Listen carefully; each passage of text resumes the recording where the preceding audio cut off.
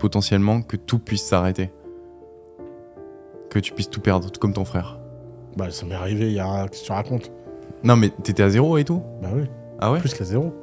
Mec, quand j'ai quitté The Family, ils ont bloqué mes comptes, ils ont... Machin, j'avais pas d'épargne, j'avais 0 € et 0 centimes.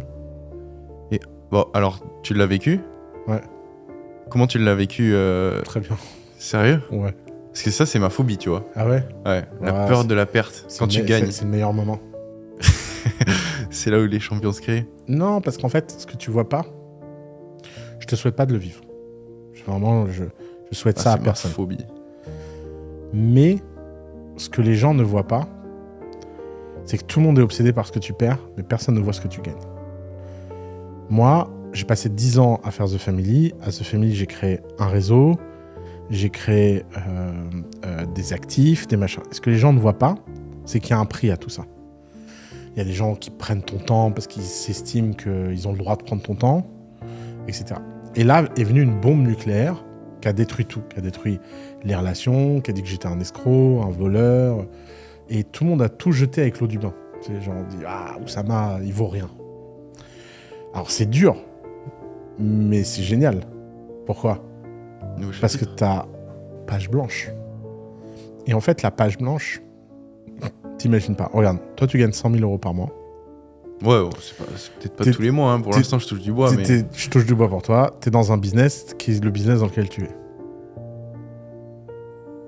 Que tu le veuilles ou non, c'est génial, mais c'est aussi une prison.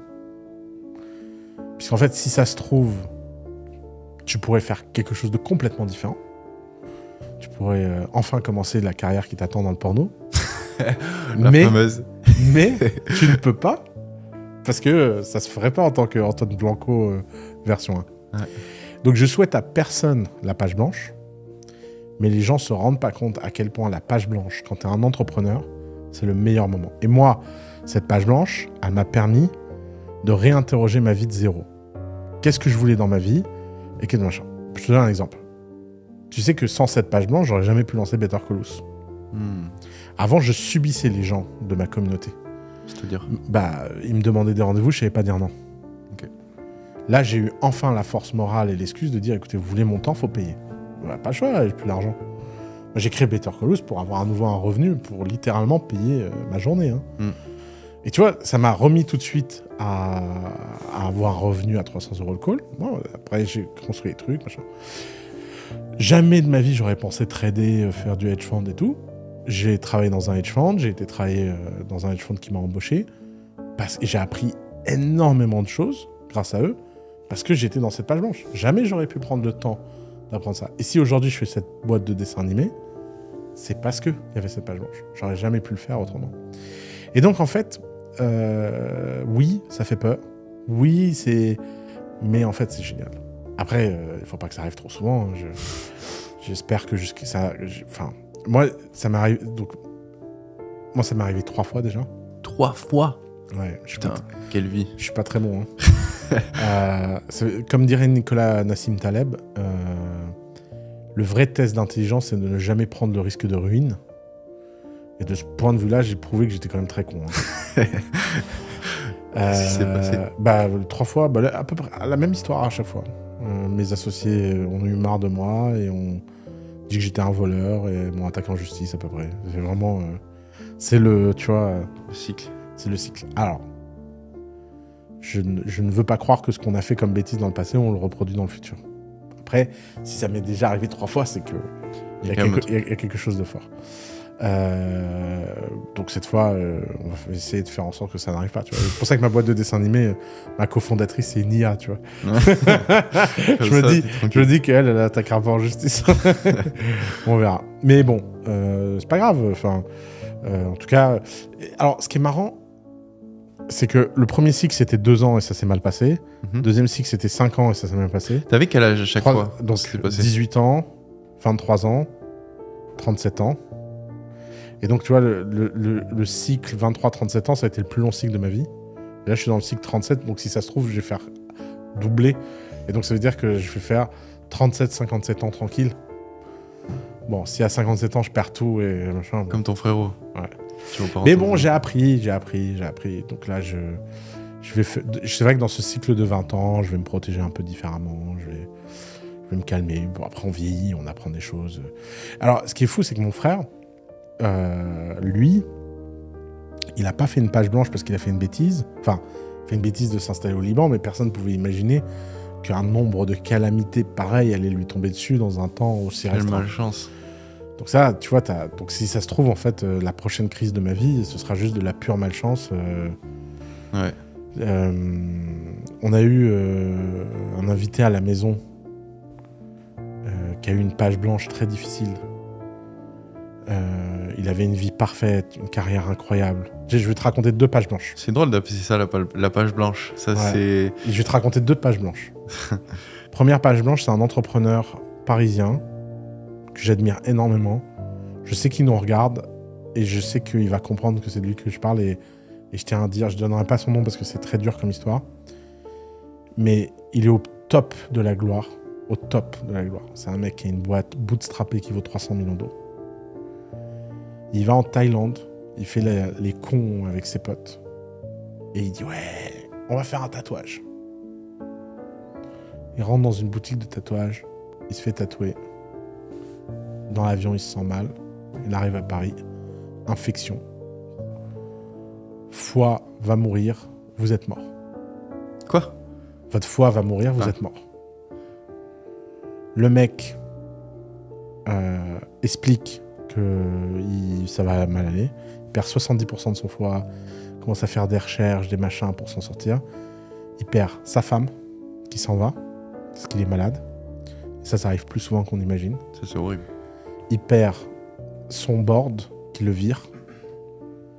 Il perd sa boîte. Il lui force à vendre ses parts à un prix discounté, parce qu'il va mourir, machin, pour sauver la boîte. Il n'est pas dans un état de se battre, etc.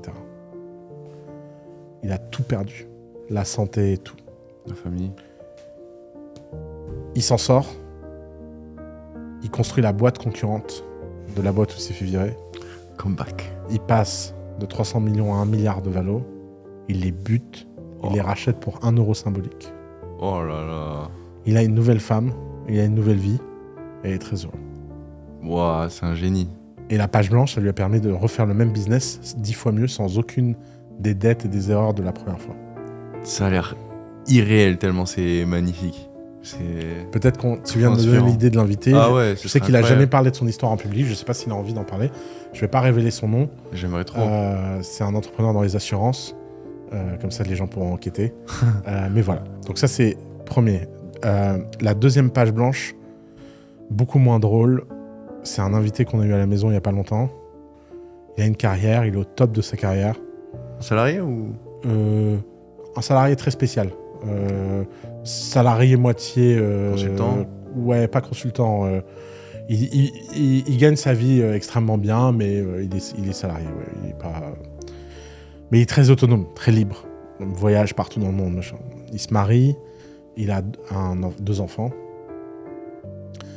Il aime ses filles plus que tout au monde. Il vient en vacances à Dubaï pour la première fois de sa vie.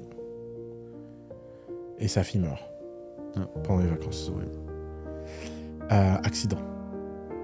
Complètement con. Okay. Il devient alcoolique, perd sa femme qui peut plus le supporter. Il rentre 10 ans de sa vie dans le désert. Il en sort, il reconstruit sa vie et aujourd'hui, il a une nouvelle femme. Sa fille lui a pardonné, sa première femme lui a pardonné et tout va mieux. Waouh. Ouais. Énorme. Donc tu vois, c'est la vie, les pages blanches dans la vie. Certaines sont décidées, certaines sont subies, certaines sont méritées, certaines sont injustes. T'imagines le nombre de personnes qui ont pas peut-être le courage ou la chance de pouvoir avoir une histoire comeback comme ça et qui restent à la page blanche et qui Ouais, j'en connais. Hein. Ça doit être... Nous, on a rencontré un entrepreneur qui a fait faillite le jour de l'IPO de sa boîte, pratiquement. Et l'IPO s'est mal passé. Il était au top du top, il tombait à zéro, il a jamais réussi à se reconstruire. Putain. Ça doit être le plus dur, je pense. Ouais. Tu vis sur un échec dans le passé. Mais ouais, au final, on a toujours le choix, en fait. Je pense que c'est ça qui est important et la La, morale. la morale, c'est comment tu vis l'échec que tu as vécu et la page blanche. Hein. Ouais. Tu sais, moi, j'aurais pu me dire que le monde était ingrat, que c'est injuste, que tous ces gens que j'ai aidés pendant des années, ils auraient pu avoir une meilleure attitude avec moi. Tu l'as peut-être eu cette phase, mais après, t'es passé à autre chose. Non, même pas, ça t'a pas traversé l'esprit. En fait, il faut surtout pas que ça traverse l'esprit. C'est pas que ça te traverse pas l'esprit parce que c'est là, mais il faut. Dégage. Ouais, c'est next. T'as pas le temps pour ça. Moi, le jour où les articles sont tombés sur moi, que mes comptes étaient freeze, que j'avais 0 €, tu sais, moi, les banques ont fermé tous mes comptes partout dans le monde en, je sais pas, 2 semaines, même pas. Oh. C'est hyper violent comme histoire. Plus personne te répond, personne te fait confiance, tout le monde te traite comme un paria. C'est très, très, très violent.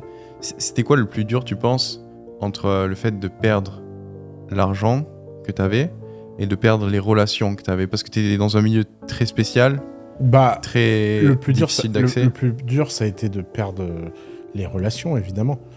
Mais en même temps, c'est vrai qu'il y a plein de relations où je regrette de les avoir perdues, mais ça a fait tellement de bien. Tu vois. Parce que, ça y est, c'était une nouvelle carte. T'avais la page blanche. Ouais, la fameuse page blanche. J'ai envie de travailler sur ma capacité à improviser pour les podcasts et à bien m'exprimer. Je me suis inscrit à des cours d'acting classés, de théâtre. Bonne idée. Je pense que ça va m'aider. C'est génial l'impro, moi j'ai fait ça toute mon enfance. Ah, c'est vrai? C'est peut-être pour ça que t'es aussi doué alors. Ça va être une des milliers de raisons, oui. T'en as fait en théâtre vraiment? Ah, mais je suis sûr que ça a un lien. C'est obligé. Le fait que t'en aies rien à foutre du regard des autres, que tu sois à l'aise pour parler sur scène, pour parler en podcast, que t'es un bon storyteller. Tu penses pas que ça soit... Alors la scène, non, parce que j'ai pas fait de scène. Ok. Tu sais, le théâtre d'impro, tu t'es rarement sur scène. Ouais, c'est vrai. Il y a des gens qui le font parce qu'ils sont chauds. Ils ont des niveaux tels que ça intéresse les gens, mais moi quand j'avais 10 ans, la plus grosse scène que j'ai eue, c'est les autres mecs qui font de l'impro et qui attendent de passer leur tour. Donc j'étais pas prêt au public, mais ouais. Non, c'est sûr. C'est génial. De toute façon, c'est tellement agréable le théâtre d'impro. Tu l'as fait beaucoup? Combien de temps tu penses? J'ai fait 6e, 5e, 4e, 3e. Et après au lycée, j'ai fait 1 an et après j'ai arrêté. Donc 5 ans. Et tu faisais combien de fois par semaine? 2 fois, 3 fois, 3 fois, 3 fois, 3 fois.